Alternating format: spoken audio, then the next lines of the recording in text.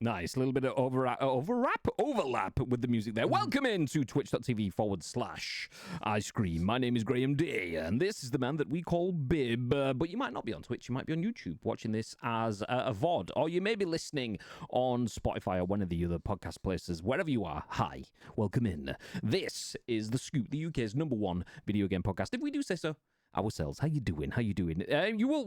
We'll probably notice that we'll jump straight into it first. That up here, the bug in the top corner of the screen, it says Wednesday, the 12th of February. We are recording the Friday show on the Wednesday because Wednesday is Valentine's Day, and Bibby is the most romantic man in the world.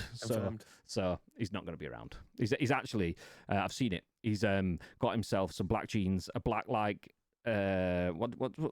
I'll just call it jumper. I can't remember the name of the material, and a tub of milk tray. He's going to zip line down into the living room to give the missus some milk tray. If you're not from the 90s, that won't mean anything to you. If you are, nice, great, you're old as fuck. Welcome in, hi. But yes, this is The Scoop, the UK's #1 video game podcast, and we do say so ourselves. We are here to bring you the biggest, the best, and the breaking stories from the world of video games. So grab yourself a seat, get yourself comfy, strap yourselves in, as we'll do all of that. So we are going to bring you the biggest, the best, and the breaking stories, but we'll then bring you our thoughts and impressions on those stories. But it's not just about our thoughts and impressions. We want to hear your thoughts and impressions, then your thoughts and impressions on our thoughts and impressions. That's kind of how the whole thing works. So if you are in the stream, please do feel free to get involved, because there's a lot of people that do watch and listen to this podcast on demand that don't get involved with the conversation. So if you are here, please feel free to do that for those. Nice. I'm consulting the script because there's no way I'm remembering this morning. I apologize. It's a Wednesday. Friday is usually tasking enough, but midweek, there's no way I can let you know off the rip that we do stream live on Twitch, but the podcast is turned into a video podcast on YouTube and an audio podcast on iTunes, Spotify, Google Play, and Amazon Music. So if you are in the stream, please do feel free to get involved. Speaking about getting involved, we like to get involved with you. Not like that. Settle down. I know what you're thinking. Nope, it's not like that. No, we do like to get involved by giving back to the people that support our channel. For anyone that subscribes to us on Twitch, we like to give a prize back every month, and subscribers win prizes. So we haven't drawn it. We were talking about it the other day that we might be giving a copy of Kingdom Come Deliverance away. Doesn't seem to be happening. So we will figure something out. If you are in the Discord, the loot drop, we will draw that this week. One person that is a sub will bag themselves a prize, as someone does on the first Monday of every month. So anyone that subscribes to the channel between now and the first Monday of next month will bag themselves a prize. That's it. So it works. Nice. How's tricks, Mr. Bib? Yeah, Graham, never better. Mentioned in the pre-show about getting put in the stocks 3 times last night on Kingdom Come Deliverance, but apart from that, we're cooking. We are cooking. I mentioned in the pre-show that I tried to get into Kingdom Come Deliverance and failed to start the cooker, so it wasn't cooking. Nice. Point out that wasn't the game. Shout out to Eternal EHD and PlayOn for sorting us out with KCD codes. It's including mine for the Steam Deck. But the downside of playing a Steam Deck in a busy office environment is people expect you to do things when you expect to be playing games. So what seems like it's going to be a fun time playing games is other people ruin it. So yeah, it's not the game, it's the people. Fuck the people. Well, if they let you. Yes, okay. So we are going to jump into a few things. So we have a few stories for you guys today. If you don't know how this works, this is basically what the fuck was that? That scared the shit out of me. Whew. Tino. Better subscribe then so Lecce can win again. Better subscribe then so Lecce can win again. Tino, thank you for the 45-month sub, and I'm going to have just seen that because we've got Hype Train that's just started, because just before that, while we're in the starting screens, Drew, thank you, mate, for the 26 months sub. Tino with the 45 months, Drew with the 26 months. Appreciate you both starting the Hype Train. Very, very much. Love you long time. So you're both in for the next loot drop. Nice. Although, like Tito says, Lecce's going to win it. So yeah, this is how this works. We run through some of the biggest, the best, and breaking stories of video games, and we go through the article. We have a little bit of a chat about it, and if you've got anything you want to add, please do feel free to mention it in the chat, and then we jump on to the next and the next. We do that for 4 or 5 articles before we bring you our free game Wednesday. Yeah. But Wednesday on a Friday, because someone will see it on a... Stay Nice. Oh, extra sub!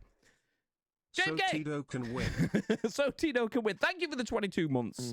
Appreciate you, mate. Nice. Oh, lovely. Start the show. Hype Train begins. Easy.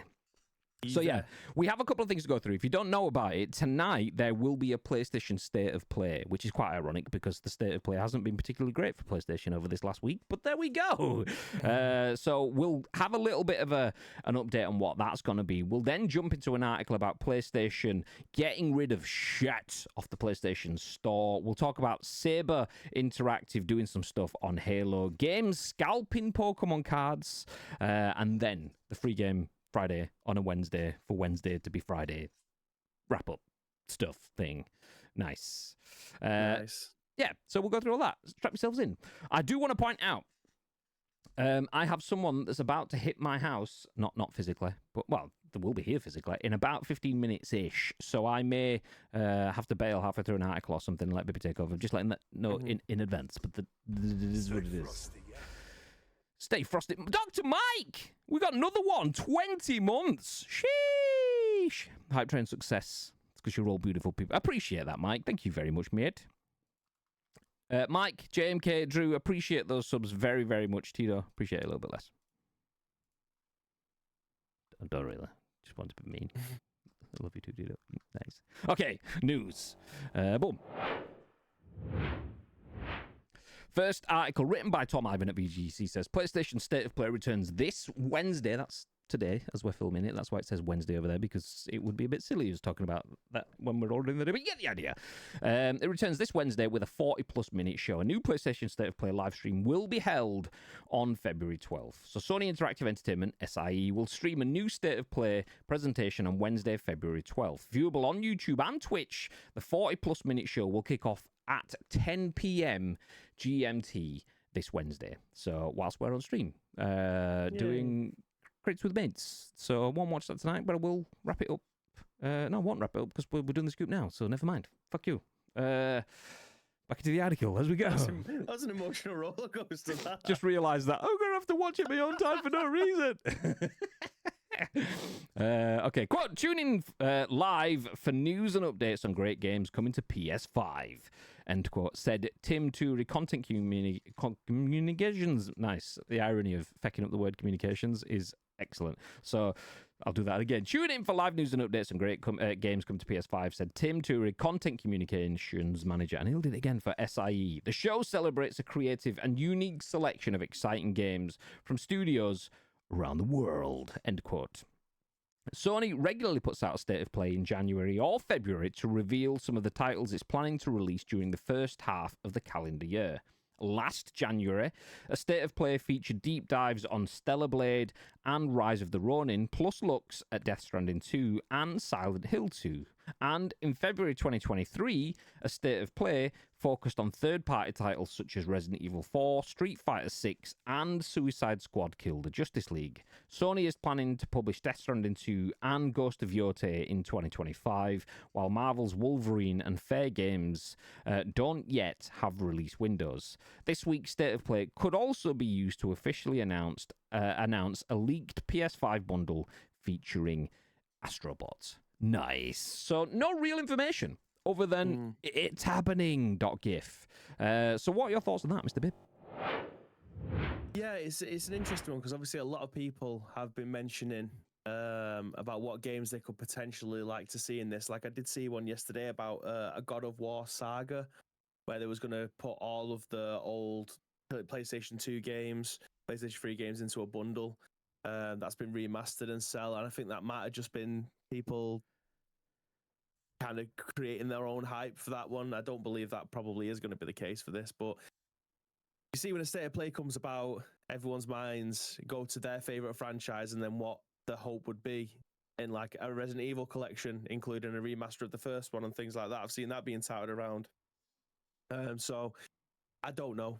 I do like State of Plays, but like you say, they have been a bit boring, haven't they, over the last couple of years? So we're definitely in that PlayStation 5 life cycle now, and that sounds like a ridiculous thing to say, but are we going to get to a point now where we're going to start leaving the PlayStation 4 behind? Because games have started doing that now.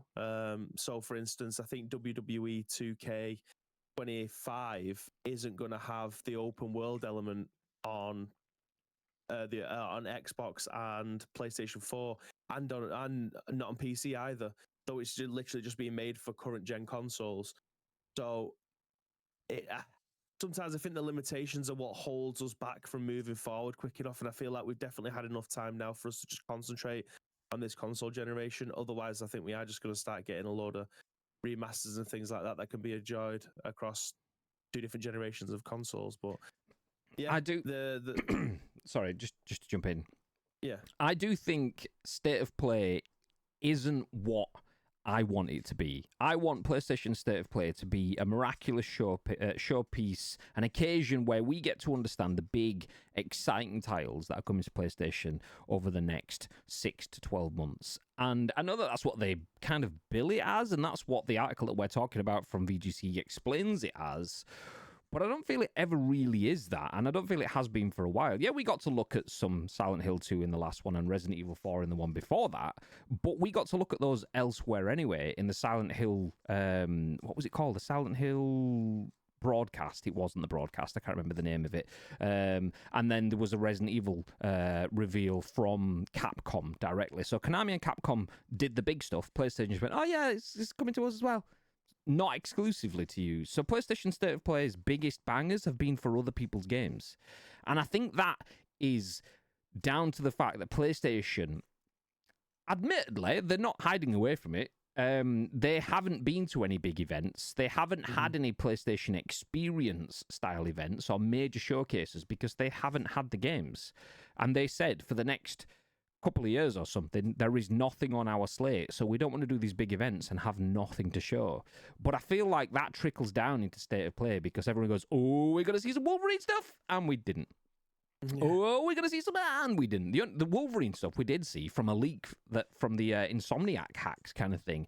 Beyond that, there wasn't really anything about it. So I'm actually, as someone that used to be very excited by the idea of a PSX or a State of Play, I do not find the State of Play exciting in the slightest, personally, because it's a Nintendo Direct, a treehouse where you've got a set video, start to finish, but lasts 40 minutes without any real engagement or excitement, generally. Yeah, but I mean, you've set your own expectations on that based off of what we've had to sit through before, and that makes it sound really bad. Like we've had to sit through it before, but you've made an educated opinion based off of what you've had, what we've actually witnessed, which should be the normal way of doing it, rather than having expectations that are way too high and then just pissing on it because it's not met your high expectations. Is where the video game world is at this moment in time, and it has been for about 10 years and probably will continue for the next 30 years. The sense of entitlement across the board from everybody is genuinely ridiculous, because all it does is just bring everyone's mood down, shall we say. But if you haven't got anything to show, they're not going to show it. And it doesn't mean that just because PlayStation are putting one on, that everything should be shown and it's going to be a 10 out of 10 all of the time. There are so many different genres of video games that are catering to completely different people that you can't please everybody, which is why the best ones have always featured a sprinkling of everything, different genres, rather than just focusing on just action games or just platformers or just RPGs. The best showcases have always featured a little bit of everything, but even then, if you're featuring a little bit of everything, it's going to be 45 minutes to an hour. Are people going to sit there for 3 or 4 hours and watch all of these new game trailers? No one is. Unless you are the hardest of the hardcore, the top 5%, the rest of it is getting lost on everyone. And unfortunately, the 5% are not the money makers. The other 95% of casual gamers are where the money is. So no matter how entitled we think that we are when it comes to these kind of things and what we want to see and what we demand from video games, the general consensus will show you completely different statistics of what video game developers and publishers and anybody else who's involved in the process of making video games, the market research pieces, will tell you something completely different. So when it comes to stuff like this, I just try and enjoy the show. If there's nothing that speaks to me there, then I'm quite happy to give it a 5 out of 6, 5 or a 6 if we are going to be grading it. But that doesn't mean that it's a bad showcase. It just nothing spoke to me. Yeah. See, I think that's the thing. Like you talking about expectation management is the clear thing that we need to come into this with. And I think that's where my problem is, because I'm happy to have my expectations managed and manage my own expectations in terms of, you always get people that kick off when you'll get an Xbox independent developer showcase. We are looking at indie developers that are making games for Xbox. All right, nice. Starfield update. Mate, it's an indie developer. Not only is Starfield made by Bethesda, which is massive, but that's massive, AAA, and first party. It's the most un-indie game ever. Like, you not understanding the market means that you don't have reasonable, logical expectations. And I'm fine to have my expectations checked. It's just we're in this sort of like bubble in the industry where Microsoft potentially has a good year coming with the games that it has on the slate. PlayStation, will it? I don't know. So I'm hoping this state of play starts to make things happen, because, like, what did they say? I'll jump back through the article. We've got Death Stranding 2, Ghost of Yotei, Marvel's Wolverine, and Fair Games coming at some point in 2025. It's very logical that we don't have any of that stuff in this state of play at all. And then you look at the previous ones, we've got Stellar Blade, Rise of the Ronin, Death Stranding 2, Silent Hill 2, Resident Evil 4, Street Fighter 6, and Suicide Squad Killed the Justice League. It doesn't help as well that not only are those third-party games, but not all of them hit. Silent Hill 2 hit. Death Stranding 2, not there yet. Rise of the Ronin, has that been released? Did that do well? Ghost of Yotei, I don't think so. not here. We don't know what's happening with that. Marvel's Wolverine, we don't know what's happening with that. So the biggest messages have either been other brands' content or failures or not here. So I think it's not so much that my expectations aren't managed correctly. My expectations are quite where they need to be, and they are don't expect much. And I think that's where my problems come from, the state of play. I've always had this excitement about PlayStation's E3 conference, PlayStation Experience, PSX as they called it back then, or state of plays. And state of plays are just the most unengaging, disconnected piece of content, because it's always really badly canned. Hi, welcome to another State of Play. We're going to kick things off by taking a look at game, and then after game. That was game from publisher, and it's coming in date. And now we'll take a move over to other publisher who has game. We saw it last year, but take a fresh look at game. And it's just like, it's the most cookie cutter broadcast. 2 or 3 sentences between clip and into the next one and into the next one kind of thing, unless you get a Resident Evil special where they look at one for 15 minutes. But then PlayStation don't add anything. It's Capcom just getting signal boosted. So what I'm trying to say is, what I want is PlayStation to engage with the user, to deliver us something. It's not going to happen in this, and that's where my frustration comes from. I want them to say, we see you, we hear you, we've got big things coming soon. Or we see you, we hear you, this is just the state of play. The PSX broadcast will be happening in June, or something like that. We won't get that in this. And that's where my frustration with the state of play comes is, that's cool, but I'm not expecting a lot. Yeah. So yeah, negative Nancy made. Yes. So what do you guys think? Let's have a scroll up. Concord relaunch, says Tito. I don't think so. No. I think we've definitely seen the last of that. Can't believe no one mod wasn't subbed already. I know, honestly, JMK. Thank you for sorting him out, though. No, you didn't. Oh, no, he did. Oh, okay, yeah, you subbed as well. Nice. Where's it gone? Chat's moved. Saw an early review for that Deep South Xbox game. Said it looked absolutely gorgeous and good, but some concern around repetitive combat. At least they're trying new things. It looks pretty decent, so I'd give it a go. I mean, as I always said, I'm not the only one. There's a lot of people that use Assassin's Creed. An example of that. Assassin's Creed 1 was the egg that you needed to get the Assassin's Creed 2 omelette. So if Deep South's trying something new and it's a bit repetitive, well, that happens with a lot of games. We'll improve it again. Like Kingdom Come Deliverance, a lot of people were saying it's a solid 6-7 out of 10 game. Now it's 10 out of 10-ish sort of stuff. You couldn't have got 2 without 1. So is what it is. Lately, State of Players could have just had separate YouTube videos. No need for a live event. I do think they'll mention the PS5 Pro tonight and some sort of sale or something. I don't think there will be a sale. I do think they'll probably mention Pro in the... This game is available for PS5 Pro Enhanced or something like that a couple of times. But the press has been quite mixed around PS5 Pro, to the point where I actually watched an IGN video last week, and it was a guy saying, I'm going to do you know you get those blind taste tests kind of thing, and someone goes, eat this chocolate and eat this chocolate, which do you prefer? Oh, I like that one. Ah, well, you like the Aldi one. This one was the Cadbury's one. You've eaten the cheap shit Aldi one. You like that?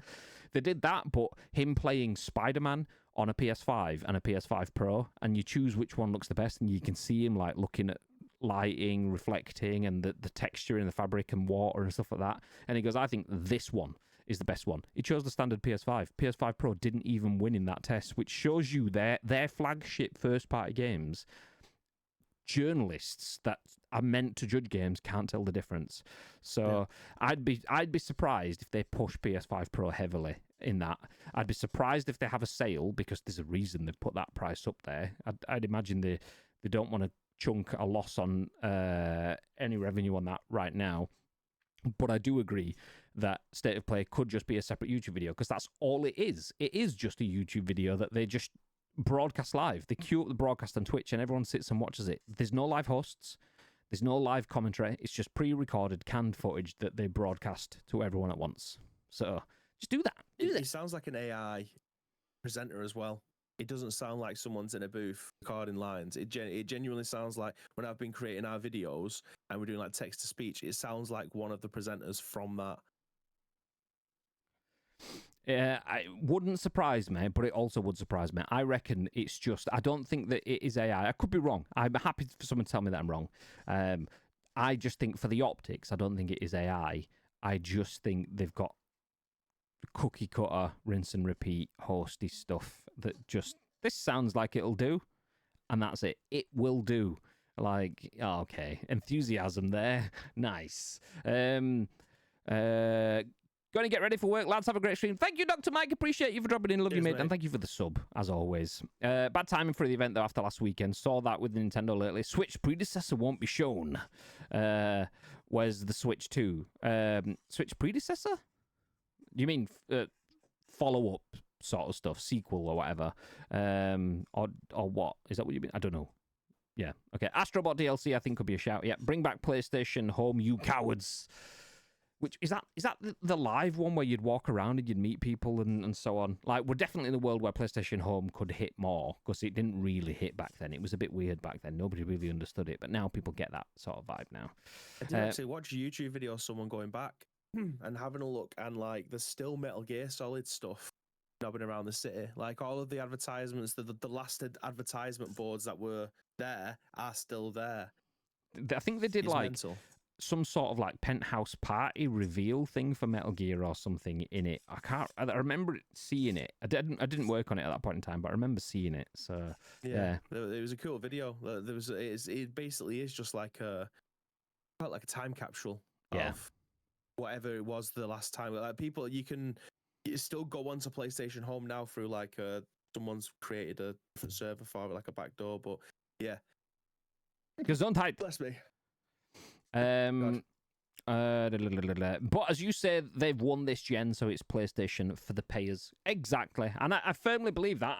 I'm not a PlayStation fanboy, but if I was choosing to be blue or green, I would be blue. I'm definitely more PlayStation than Xbox. Dabba die. Talked about that in the stream the other day. First CD single I ever bought, so it makes sense. I mean, it still holds up, mate. So yeah.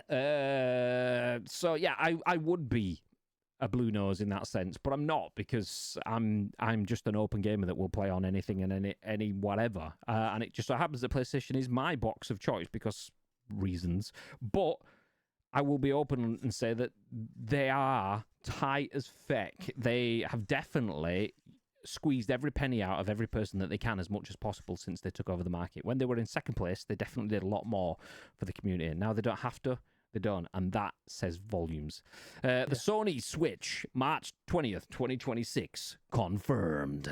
They're number one, so why try harder? Exactly. Fatboy Slimish. Can anyone remember what kit number did Kanu play? Signing to Leeds, also not expecting much from State of Play. Four Nations, also starting next night. Four Nations? What's the Four Nations? Don't know. I don't know what number Canu wore. I want to say it ended in a 4, like a 24, but I can't even remember. Maybe he had a proper first team squad number. I don't know. Can't remember. But anyway, that's it. State of Play returns tonight. We're not going to go too far away, though. We are going to stick with PlayStation because we have an interesting next bit of news right here.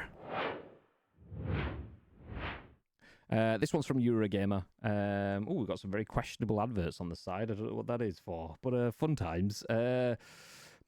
Vikki Blake at Eurogamer says, PlayStation quietly removes slop shovelware PS5 games following investigation. Do you know what? I've only just enabled the ads on Eurogamer as well to make stuff like this pop up on the cookie stuff, and we get weird Temu shit on the side. Won't be doing that anymore. Nice one. Anyway, so PlayStation quietly removes slop shovelware PS5 games following investigation. Some low-quality games have seemingly been deleted from the PS5 store.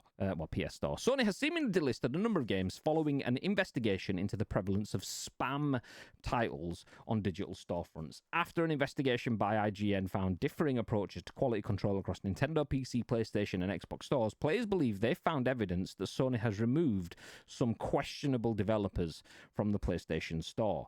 For example, most games from developer Random Spin, including Supermarket Simulator Pro, Bodycam Shooter, and Backrooms Inside the Escape, all of which are allegedly thought to use AI and or recycled assets, have disappeared, leading some to speculate that Sony has responded to criticism. As detailed on True Trophies and PSN profiles, the developer has released dozens of games in 2024 alone, in some cases releasing multiple games a month, leading some to speculate about the quality of its products.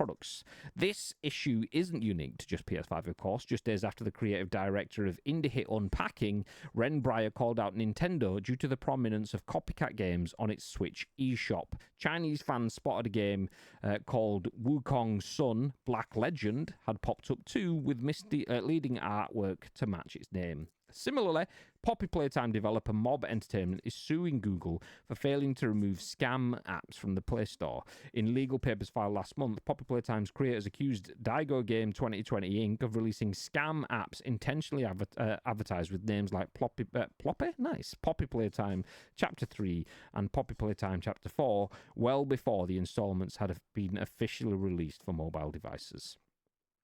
Not new, unfortunately. This shite happens all the time. I remember there was a thing last year or the year before where PlayStation were forced to have a look at games that were £2 or £3 or whatever the cheapest sort of amount that you could get, and they were turn them on and leave them there for 30 seconds or whatever, and you will unlock all of the achievements and stuff within that game, so you'll get a platinum trophy.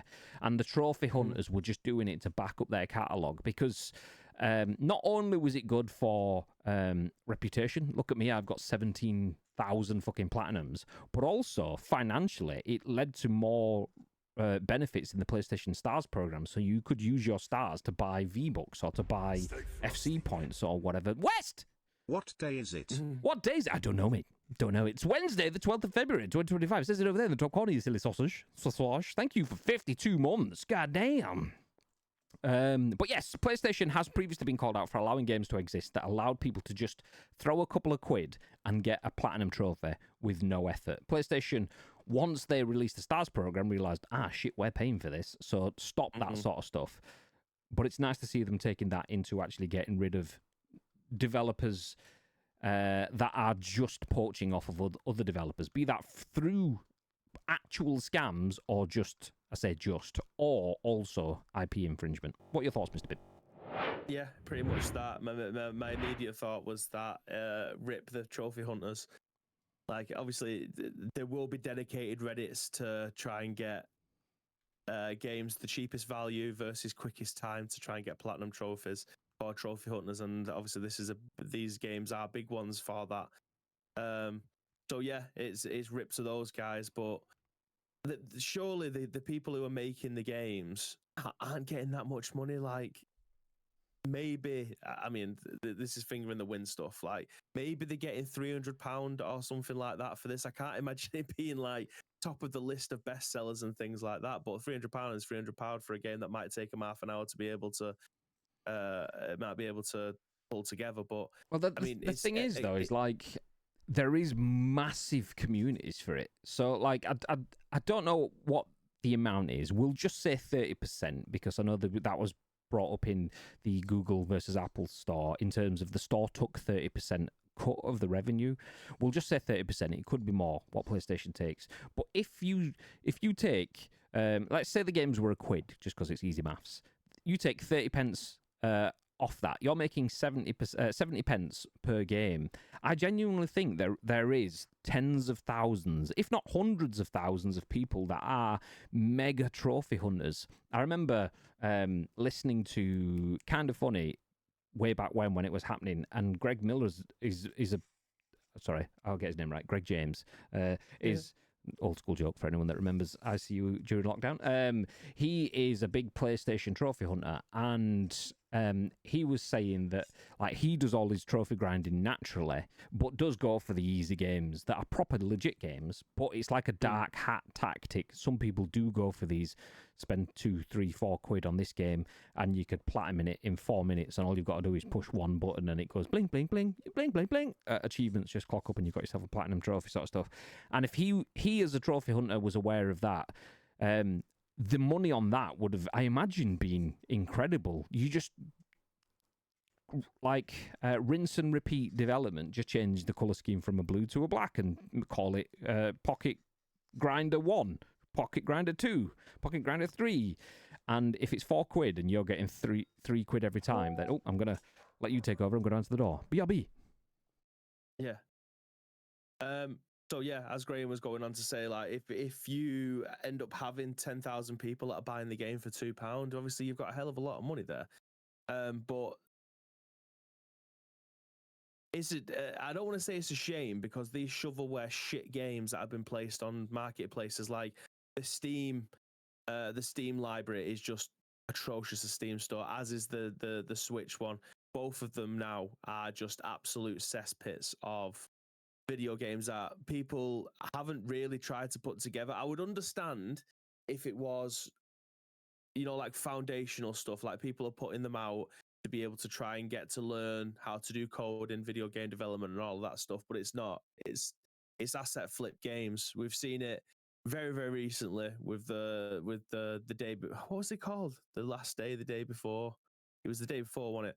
And they've tried to come back 3 times with 3 different types of games of asset flips. They're just buying the cheapest things for the Unity, was it the Unity or Unreal Engine stuff, pulling together games and then selling them. It was the most popular wish list game. Like the trailer was absolutely fire. Like the trailer looked amazing for that game. Turns out it was all a bag of shit. So asset flip games are a very easy way for people to make money. Yeah, it's especially if you're sticking achievements on it as well. It's one of those where you are catering to a smaller audience, but it's money nonetheless. Especially if like Reddit's pick up on it and saying, "Oh, there's a new game on the marketplace. You can get a platinum trophy in 10 minutes." People will probably pay £10 for that just so they can add it to their trophy list of games. I mean, if you look through their games, it's not going to be stuff that you're thinking, Jesus, they are a gamer. Do you know what I mean? Like they love playing these top tier games, and I'm not saying that indie games aren't top tier games, but the indie games aren't being classed in this at all because these genuinely are either get rich quick schemes or just the what would be added to the list of trophy achievers. Viv says, "Hush your mouth. Banana on Steam is a hidden gem. I am not searching for that." Ad says, Maxim Velenovsky trading as Indie Game 3000. They've actually chained together Monster Hunter and Animal Crossing ripoffs on PSN Store, and none are the actual full games. I mean, you've got games that take heavy inspiration from others, but then have none of the soul that makes them decent enough to be able to get a good enough comparison. Do you know what I mean? Like, if you're talking about heart and soul of games, they're taking huge inspiration. And you got Palworld that's taken inspiration from a lot of games, most notably, obviously, Pokemon with the capturing element and the having your pal with you while you're going to taking down bosses and things like that. That's fantastic because that's a working game. It's got a lot of soul behind it. it's taken mechanics from the likes of Pokemon, as well as things like I don't want to say Rust, but like your home base buildings, things where you can, if you're on a server with your friends, they can build up a base. You can make it as big or small as you want. You can make all of your pals do as many jobs as they need to do and things like that. So you've either got games that take inspiration and run with it, or games that just take inspiration just for their SEO purposes of, this is the game that's been inspired by X game, which is a heavily popular game. You see it all the time with Call of Duty clones and War of Duty. Yeah, literally. Like, that was one of the biggest ones on the PS2 era, was rip-off of Call of Duty games. So a lot of them were absolute dog shit. Some of them were okay. It's amazing to see how... I apologise, I didn't hear any of that either, by the way. So if I start talking the same stuff, I can see the mention of Fantastic Studio in the chat. Did we talk about the day before and stuff as well while I was gone? I did, yeah. Oh. Well, I wasn't going to say that. I was going to say it's amazing to see how... that does lead to legitimate business. Some people use the dark arts to raise money to then do proper business, which I'm not saying is forgivable. But you understand kind of it. Like Gameloft used to do... I don't know how much of it was dark arts and how much of it was just grey arts, like in terms of the War of Duties, and things like that.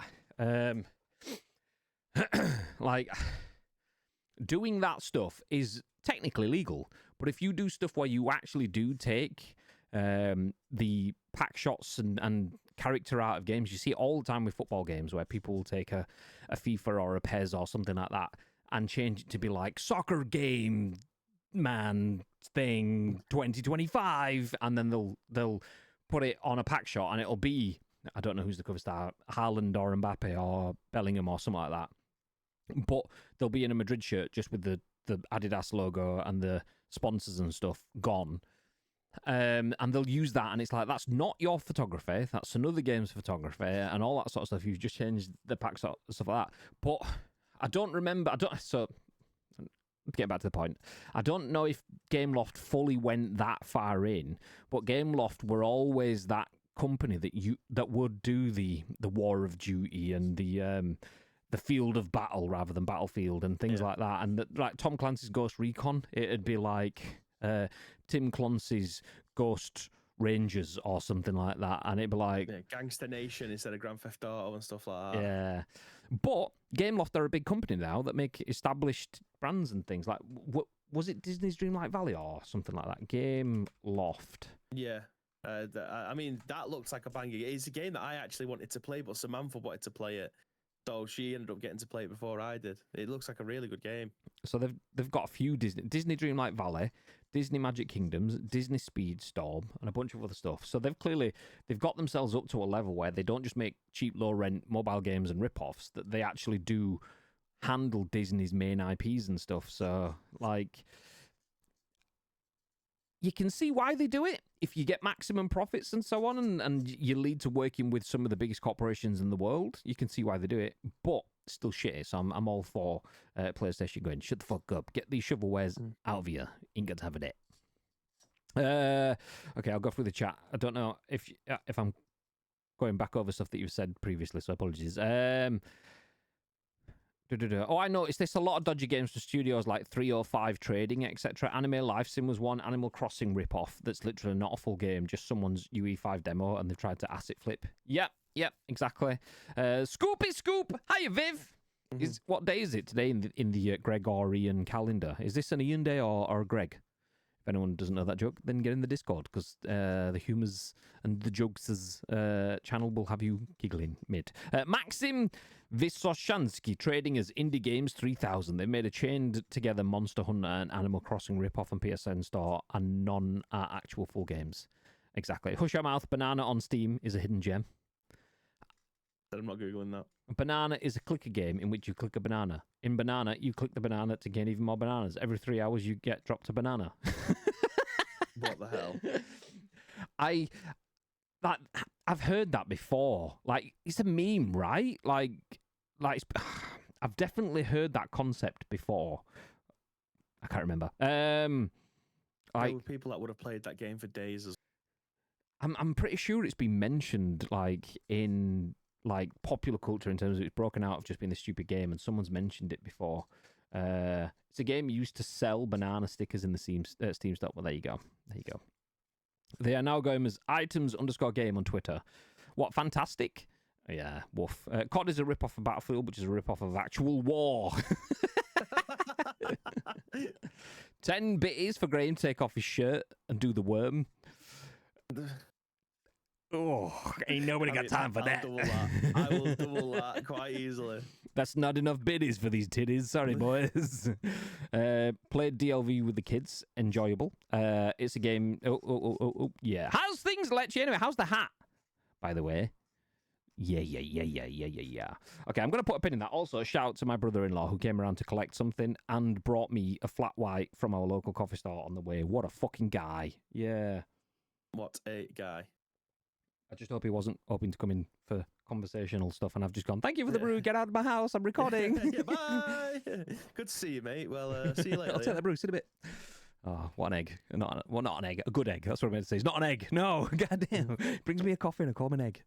It's a good egg. We like Phil.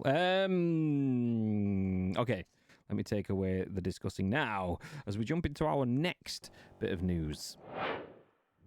Let's get away from PlayStation and what's happening over there with their slop games, and we'll talk about other slop games like Halo. Banter. Chris Scullion at VGC has this next story. Saber got the contract to develop Halo Anniversary because its CEO offered to do it for free. And an Xbox contract mistake led to a huge royalty payment, Matthew Couch says. Oof. Okay, the 2011 remake of Halo Combat Evolved was developed by Saber Interactive because, according to its CEO, he offered to do it for free. In the second part of an ongoing interview with Saber CEO and co-founder Matthew Couch on GameFile, Couch told journalist Stephen Totilo, I think that's how you pronounce it. I don't actually know. I've never heard it being said, but I see this guy's name around all the time. Stephen Totilo. I think it just reminds me of them Tostitos, chips, and tortillas. So Stephen the Tortilla is his name now. About the numerous games that Saber is like world-class journalist, and he gets called Stephen Tortilla on the scoop. This is how we do content here. Absolute exceptional. Sorry, Stephen. We will never have a professional guest. Ever.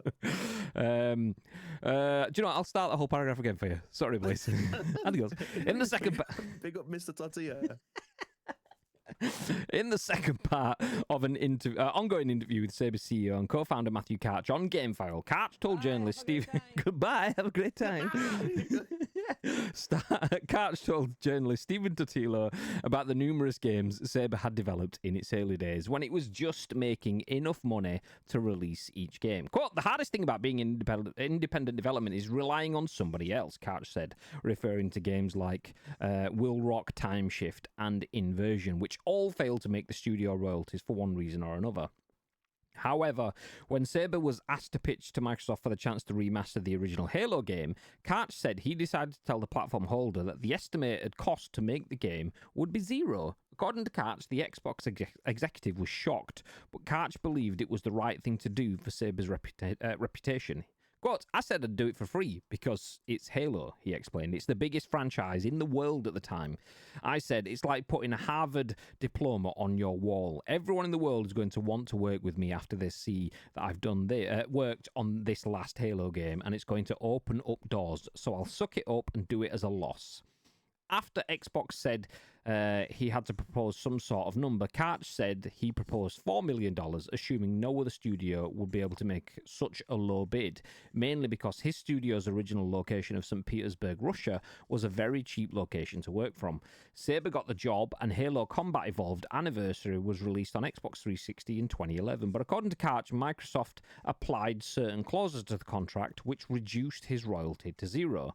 Saber's reward would eventually come, albeit as a result of what Couch said was an accident. The studio was given the task of making a similar remaster of Halo 2, which would eventually evolve to become a part of Halo the Master Chief Collection, the various parts of which were worked on by different studios.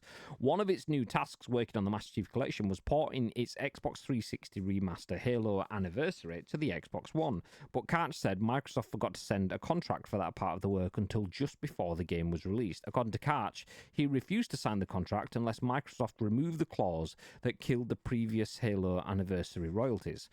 Microsoft, who Karch called good guys, agreed to modify the contract, and Saber's royalties for its part in the Master Chief Collection amount to what Karch says was tens of millions of dollars.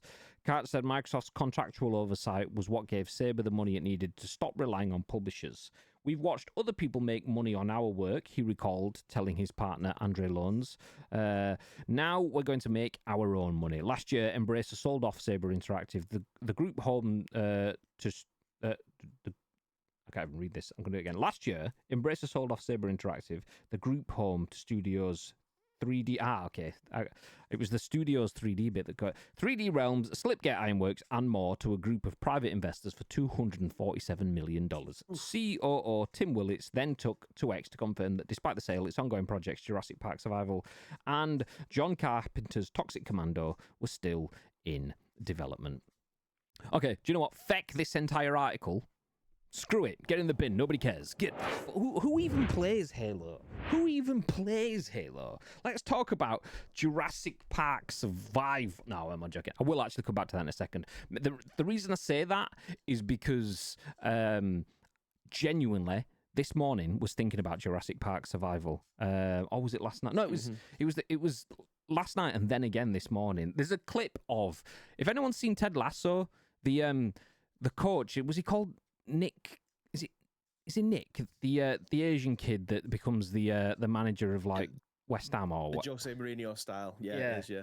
There's a clip of him on 8 out of 10 Cats, and he sings the Jurassic Park theme tune, but he puts words to it, and it's like, it's a massive park, it's Jurassic Park, what could ever really go wrong? And I watched that last night, and then again this morning on my reels, because naturally it fed me the same content back again. And I was thinking, what the fuck happened to Jurassic Park Survival? Completely forgot that Saber got sold off / bought out. So good to see that it's still in development. But Saber got to develop the Halo Anniversary Collection because it offered to do it for free, and then almost got shit on, and then got tens of millions back. What a story, roller coaster. What are your thoughts on that, Mr. Bibb? Yeah, I mean, like you said, that is a proper story. In the fact that they was willing to literally do it for nothing. And now they've just sold the company off for $247 million. Like, they was doing it on a contract by contract basis. The studio was staying alive, and now obviously they've sold it on, so they don't even need it anymore, and made a lot of money in the process. So they obviously backed themselves that much for them to be able to pull this off, and they did. They genuinely did. Slight oversight in the contract stuff that obviously played a massive part in it. However, the fruit of their labor was what ended up coming out of it with an amazing game. So it's one of those, let that be a lesson to you kind of things, but obviously you don't want to work for free. Yeah. They obviously had enough money in the bank to be able to work on a loss, essentially, for however long it is that they worked on it. But it came to fruition at the end. So you want to say that it couldn't have happened to a nicer set of people because they was willing to put the work in and do it anyway, with a view to having a lot more work in the future. But fortunately enough for them, they managed to pull it off without even needing all of the work in the future. But a lot of studios want to work with them because of that. So massive props to them. Yeah, I love that sort of story. I love and I hate it. I'll add that bit to it. I love that sort of story because it reminds me a lot of ice cream uploads. In terms of, if anyone's ever watched some of our I'll say better videos. Better because we think they're better in terms of how much effort we've put into them. But like our unboxing of the Astro A50X and things like that, we put a lot of time and effort into them. I'm super critical when you listen to me behind the scenes. Just yesterday, we were looking at capturing some footage for another unboxing thing that we're doing. This is our best performing video ever. And I'm looking at it going, that looks shit. See the wobbly camera there? Amateur as fuck. And I'm talking about our video that we're proud of. I'm one of those people that likes to do better and see better and deliver better. But to do all of that stuff with the skills that we have in the office costs money, takes time. Because if I take up for anyone that doesn't know, if you're new to Jelly Media, we are ice cream, but we're called ice cream because we work in a real world company called Jelly. And that company has a team full of designers and videographers and graphics artists and 3D motion graphics rendering and all that sort of stuff. But that service naturally costs money because for someone to develop something, that takes their time. They're getting paid a wage. And if they're doing that for stuff that I want for free, then I'm just taking money out of the business by doing that. So we don't do that a lot. So you will see we've got cool assets and we've got a cool intro and things like that. But we don't spaff new assets out all the time because we don't want to do that in a way that can negatively impact the business. But sometimes you have to do that. We didn't really do that in the Astro A50X video. We did and we didn't. We sacrificed a bunch of time knowing that the video could be good. It could potentially get us some sales back using our code, which is ice cream, by the way, if you want anything from logitechg.com. Nice. Hashtag ad. But from YouTube revenue, we're not going to get the money back for the time we've put into it and the time we've spent editing it and the conversations that me and Bibby have gone through and the 13 revisions of the video before we finally settled on the final one and so on. But we did that in the same way that he says. We wanted the Harvard piece at the end of it that we can go, okay, we'll do that again. And that eventually led to us being paid by Logitech G to do the Astro A50 Gen 5 video, which is a small thing compared to like what like other brands will have been paid for that and so on. What we pay other brands through our influencer work to do. But it's that step of we sacrificed some time to get proof of concept, which then earned us the opportunity to get paid for work. The same thing when we did the Royal Rumble, stuff like that. The first one, we didn't make any money on it. And the second one, we barely made money on it. The point being that we wanted to build out a concept that people can see us doing big studio broadcasts with West and Silencer and Droidica in the studios and green screen segments and so on. So I've gone off on a big tangent talking about us and how we've done it. Wrapping that back in, I love to see Embracer going, do you know what? I believe in our skills. I know we can do some good shit. What we need, though, is that promotion to let other people know that we can do this good shit. That advertising. And if we just give our time up for free, we get Halo as the opportunity to advertise. So I love that passion and belief, whilst at the same time equally not loving the fact that sometimes people do have to fucking give up shit for free, and there are people that are willing to exploit that sort of shit in the industry. Particularly, you'll see it in creators where people go, "Hi, I'm from what was that energy company called? Was it like Halo or something like that? Halo Energy." I actually see them all of the time now, Rats. like all over my socials. Hi, I'm Patrick from Halo Energy. We want to use your Discord to give free stuff to people.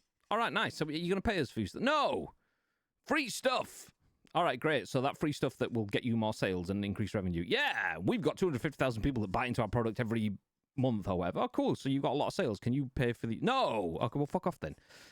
That's not the right energy. It's like the free stuff that they're offering there is for them, not for you. Whereas Embracer clearly took the educated gamble there and it paid off for them. So, GG's. Love to see it. Love to see it. Where did I get to? Worth the try. Yep, no nipples. I'm just about to have lunch. Please don't. Okay, sorry, mate. I'm always a bit of a tight ass. Spit, how you doing, mate? Hat is awesome. My New Year's Eve revolution is to get you guys a photo this year. It better happen, mate. If we don't get a Lecce in the ICU baseball cap, Bibby will just, throw a slipper or something, and it'll probably hit something else. Yeah, exactly. Fun fact: I dislike Halo. Vivalanko is a man of great taste. Same. I mean, I don't dislike it. I'm just ambiguous towards it. Okay. It was always a case of, do you want Call of Duty, boots on the ground, real world multi, blah blah blah, or fluorescent green grass and dudes in purple like suits double jumping? I was like, I'll take the Call of Duty, thank you, mate. But I reckon if I'd have played Halo first, it'd have probably won me over. Just is what it is. This is going to sound like I'm taking the piss, but I'm not. Can you turn your volume up a notch? I'm on full volume, and it's not very loud. This is Bally, the person who is absolutely definitely taking the piss because he's registered as deaf. So nice, great. I can do it, actually, though. Pop, pop, pop, pop, pop, pop. Loud noises. Is that okay? That's so much better. I can turn mine down now. Yeah, I did actually have the levels dropped a bit. Something the other day. Can't remember what it was. I did drop them down. So does that work, mate? Yes. Should be good now. Unboxing the Bibby Gaming Love Pillow.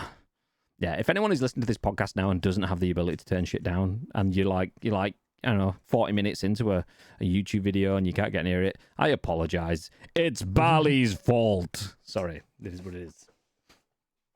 Nice one. Let's go, Bali. Okay, that was Saber got the contract to develop Halo Anniversary because its CEO offered to do it for free. I love it when companies offer to do things for free, like shipping and postage and things like that. Just like game. Oh, no, actually, no. Oh, damn. Let's move it back over here. This one is written by Tom Phillips at Game, and it says, Game, quote, scalping, end quote, Pokemon cards, staff say, demanding £20 shipping to post a small tin. Sky-high delivery cost appears a deliberate move to hike prices. Do you know what? It's so frustrating seeing Game that was a company that I absolutely adored growing up. I mean, I'm assuming most people in the UK, you like those companies that give you access to the things that you love. And video games on the high street, for me, it was either Game Station or Game. Most often, though, was Game because of where it was, and it had all the pods set up. When I was at college, I'd go down into town, into the Kingsgate Centre in Huddersfield, and play Lego Star Wars on the Xbox 360 or whatever in game. It's so many good memories. But now Game is just, how can we shit all over people and tarnish the reputation that we once had over and over again? Or at least that's what it seems like. Let's jump into the article. UK retailer Game has been slammed by shop staff and store customers for charging $19.99 delivery on small tins containing the latest Pokemon cards, which are in hot demand nationwide. Stock of the new Pokemon TCG Scarlet and Violet Prismatic Evolutions card set is extremely hard to find, with many toy shops and supermarkets selling out, but Game is still taking pre-orders for the set's new £11 mini tins. If you stump up $19.99 delivery, which nearly triples your overall purchase price. Speaking to Eurogamer anonymously to protect their jobs, Game staff say the situation amounts to the chain effectively scalping their own supplies and customers. Employees say they've been left exasperated by the chain's handling of the popular Pokemon cards release and had to deal with angry customers left unable to buy the cards in store on release day. Game staff say that too much of the chain's stock of Prismatic Evolution cards has been put for sale online rather than in actual Game stores or concessions. Additionally, staff say the small amount of stock sent out to Game shops has also arrived late, meaning customers who popped in on the set's launch day left empty-handed, despite staff previously being told that stock would arrive on time. One staff member claimed the store had been sent a single TCG card back. Imagine that. One pack. Quotes, we're constantly taking the brunt of abuse from customers and the company itself, one staff member told Eurogamer, saying they felt they'd been lied to by bosses after they'd been told to reassure customers their store would get stock on a certain day only for it to not turn up. Online, meanwhile, Pokemon card stock, such as the £11 Prismatic Evolutions tins, is only available to buy with that £19.99 fee for what the chain is describing as an, quote, oversized delivery, end quote, that will arrive in 3 to 5 working days. Game typically charges $4.99 for standard delivery, or you can pay $4.99 to collect in store. Also, both 3 to 5 working days. If you really want to splash out, you can spend $11.99 on some items for next day delivery by DPD. Checking online today, none of these cheaper options are available for the new Pokemon card tins. Rats! Sorry, I've just got some truth stuck in my throat. So why are these cards an oversized delivery? Staff say they've questioned their bosses about the matter, initially thinking it was a mistake, only to be told the decision was deliberate. These mini tins, which describe themselves as offering, quote, Pokemon favourites in the palm of your hand, end quote, are no longer than a smartphone. At the same time, Game still offers its usual $4.99 standard delivery options for much bulkier items, including consoles such as the new PlayStation 5 or Nintendo Switch. Game staff said they initially assumed the oversized delivery requirement is a mistake, only to be told by bosses that it wasn't without any further explanation. Eurogamer has contacted Game for more. Okay, we'll leave it there.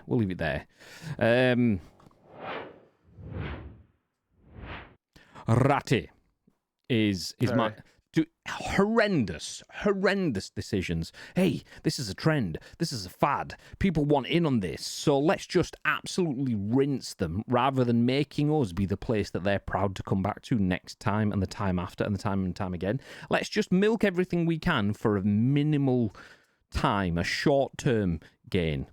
Horrendous from a company that you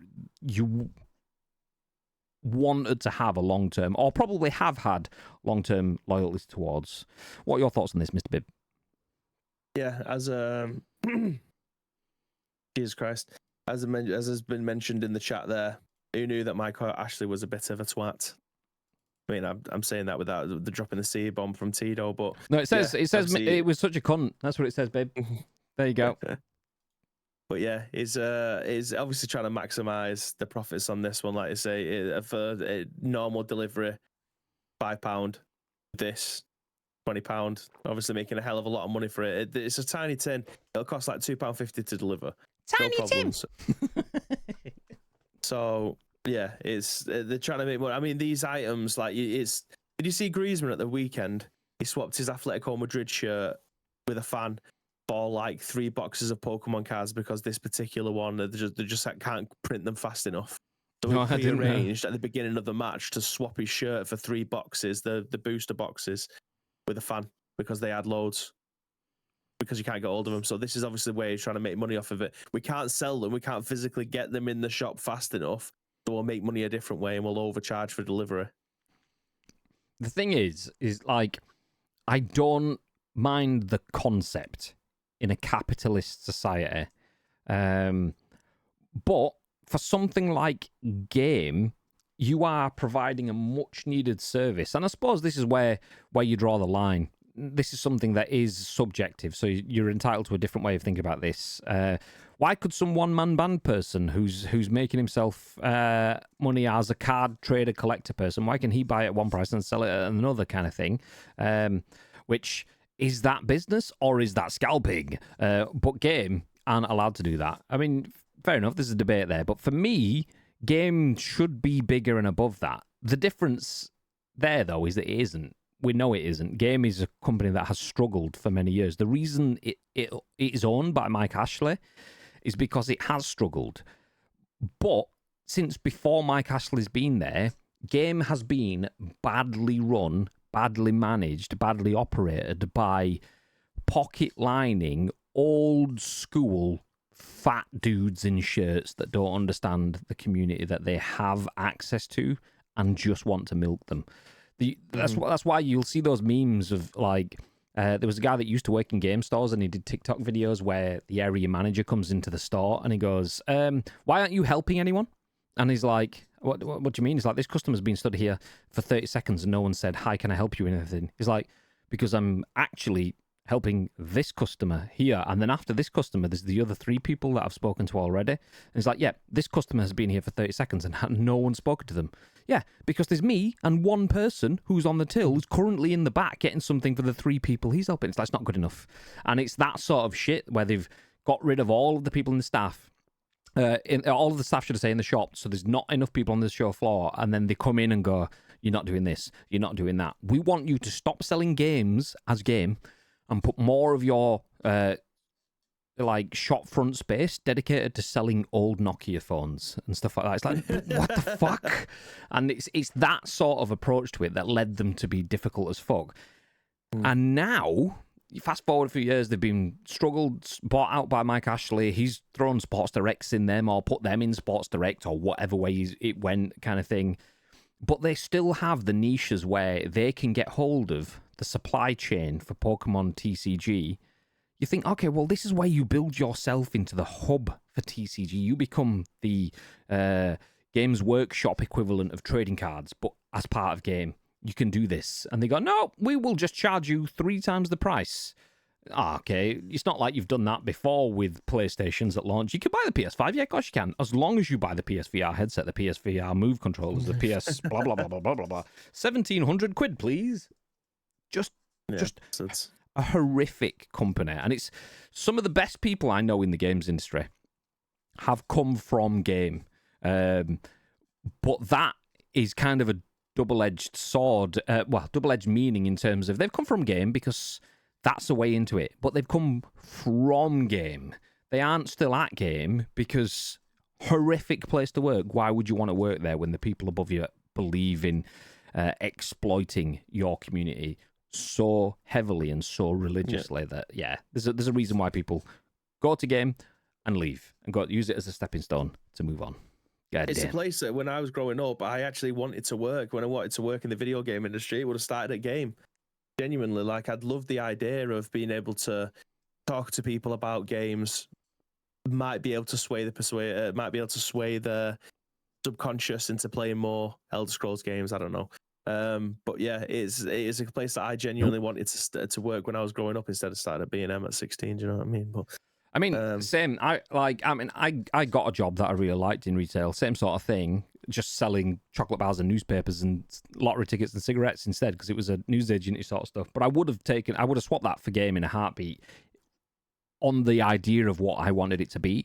But the reality after speaking to every single person, we've got a few people in our office that came from game and game station stores, and they will all tell you the people were amazing that they worked with. The people that they worked for, fucking cunts. Sorry for the C-bomb, but it is what it is. It's the truth. Sounds like PUBG to me, says Lecture. A little bit. Sesh, how you doing, mate? PUBG would also make it a 1 in a million chance to get what you want. Yeah, that's it. Yeah, we've increased your shippage so that your overall cost for this item is now 300%, but that 300% gets you a 1 in 10 chance for the first try. But the second try, if you don't get it, it's actually a 1 in 7 million. Yeah. Adam, how you doing, mate? My GF was the manager of a game store and quit because they were moving further away from actual games and was just generally a shitty place to work. I mean, I don't mind the diversification of products because, I can't. I'd be hypocritical. I've got a wall full of Hasbro products here, the Black Series and Marvel Legends helmets and stuff that I love. Game started going, we'll start selling Hasbro products because the amount of profit that we'll get on one product will be the same as we will get for selling 15 individual games and so on. So I get the diversification, but it was the fact that you can't forget your core audience. Like I know you got more profit there, but if you want to be a toy store, then fine. Have you not seen how things happened for Toys R Us and Toy Master and all the other high street toy stores? You don't see them very often because, it's cheaper to do that online. So it's a weird flex. Diversify, but don't put all your eggs in a different basket, especially when you call game. Call yourself toy, then fair enough. But game, no, not so much. Best odds I've had in a game in 5 years. Yeah, 1 in a million. Someone's doing well at PUBG. Sheesh. Nice. Okay, a quick recap then. We spoke about PlayStation State of Play is coming back tonight, 10 p.m. UK time. So we will bring you updates on whenever we are next live. Beyond that, I will be live as the State of Play goes out, but we aren't back on Friday or Saturday with content. So we'll probably chat about that a little bit next week, no doubt, in the scoop. We then spoke about PlayStation is cleaning up its store, getting rid of shovelware games that are just there to take your cash and give you a shit experience. Saber Interactive developed Halo, and they did a good job with it. And they did it for free until they got paid billions, bajillions, and trillions. Well, it's actually 10 million-ish. It's tens of millions later on. But nice story of how to get your brand moving in the industry there. Unlike Game, who are getting their brand moving, but in the wrong direction in the industry by scalping their own staff and community for Pokemon cards. Wonderful times.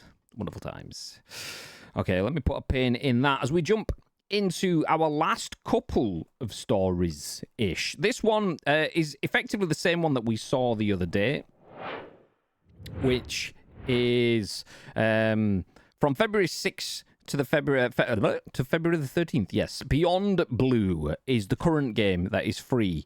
So whilst we film this, it is the 12th. So if you want Beyond Blue, that is the free game right now on the Epic Game Store. This is Free Game Friday. Every Friday we tell you what you can get for free, but today's Wednesday, so we'll just kind of do it in two parts-ish. So Eline Media's...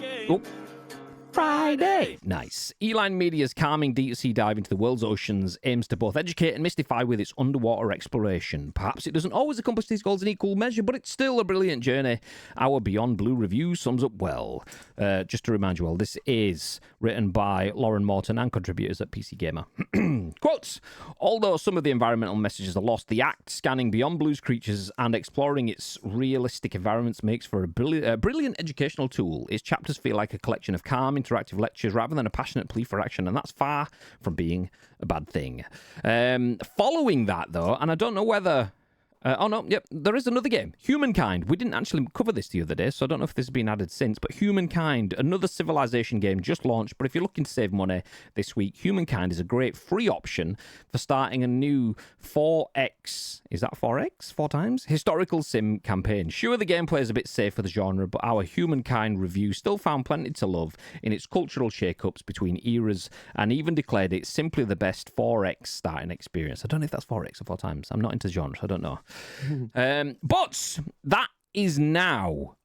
If you are watching this on demand when we put it out on Friday, it is the 14th of February. So F1 Manager 2024, if you're into your F1 managerial games, then that is free on the Epic Games Store. So right now on the Wednesday, Beyond Blue and Humankind are available. But on Friday, F1 Manager 2024 is the game that's free on Epic Games. Nice. Okay. Nice. And then quickly jumping over to this one within the same screen. The Epic Game Store's winter sale is live with discounts of up to 75%. Epic Game Store's latest sale event is running until February 24th. Running until 4 p.m. GMT. The sale includes savings up to 75% on games and DLC, according to Epic. Just to point out, we are not paid to run any of this stuff. This is just decent enough sale. We do actually have an Epic creator code. You can use code ICU if you want to support a creator on any Epic purchases. But Free Game Friday, we don't do it for that. We'll just tell you usually what you can get free, but this is a big old sale. So if you want Dragon Age, The Veilguard, EA Sports, FC25, GTA 5, Red Dead, Hogwarts Legacy, Star Wars Outlaws, Assassin's Creed Mirage, Alan Wake 2, Dead by Daylight, or The Witcher 3, then you can save a bunch. All of the stuff is on screen there. Spoilers, it's between around 8 quid to 35 quid, depending on what game. 42 quid, and that's in dollars for Star Wars Outlaws. So there you go. Use code ICU, save yourself nothing, but support us. Nice. Thank you, mates. Let's go, baby. Let's go. So yeah, Free Game Friday, news, rapid. Ooh, might actually pick that one up. F1 Manager games are good, just not different enough to spend cash on. Well, that's the beauty of the Free Game Friday stuff, is you might not have known that was coming. It might pass you by, but us giving you that reminder might mean you just get to add it to your basket. You might not play it now, you might play it next week, you might play the week after. You might not play it this year, you might be like, do you know what, I need something different. See it in your library next year and go, yeah, go on then, I'll have a bit of that. So, yeah. Epic's games are free once you've got them. Unless something goes wrong, they should be there forever. So just add them to your library. Job's good. And the sales stuff is obviously different. You've got to spend money on that, but you don't have to. It's up to you. If you want it, nice. Okay, we are going to wrap things up. If you are in the stream, please do feel free to stick around. We'll pass a raid over to one of our friends. A reminder, I'm back on stream tonight from about 6:30-ish. You can join us then for some PUBG fun times. I'm not going to be on Saturday, and Bibby is not going to be on Friday. There is no scoop on Friday either. That's why we're doing it today. So tonight's stream will be the last stream for this week. So if you join us for that, we'd love to see you there. If you don't, fuck off. No, I'm joking. Love you, Rhea. Okay, you can fuck off a little bit. You can fuck off, actually. We're going to pass a raid on to someone else. But before that happens, is there what you want to add, Mr. Bib? Yes, thank you very much to each and every one of you that have joined us for today's episode. As I very well stated on Friday, even though Tito doesn't believe me, today is obviously Friday's show. We asked you then if you wanted to help us support this show.